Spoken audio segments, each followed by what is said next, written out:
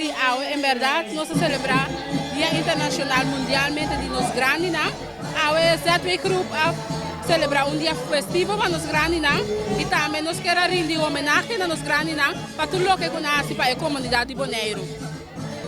Me ainda nos a começar com bendição de pastor, depois nos a seguir que parte de homenagem na grande de mais idade, aqui na Fundação Cocari. Nós vamos homenagear duas pessoas, um de 99 anos e um de 95 anos. Depois nós a seguir que parte de música, que nós vamos para parte de comimento e parte de tarde nós vamos ter atividade também com música. Nós vamos invitar a maioria Damas Club 60-plussers, nós temos um promédio de 385 pessoas presentes.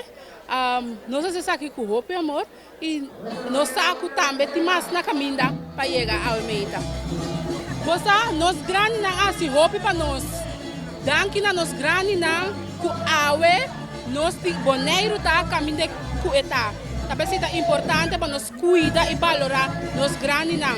Ainda nós quote que nós usamos nós grandes nós orgulho, nós põe ênfase nessa aqui e na tour donador de cuido, tour pessoa que tem grande, que não cuida, me saco tem hora é da roupa pisar, mas se não por tem instância não concernir que por ajuda dessa aqui.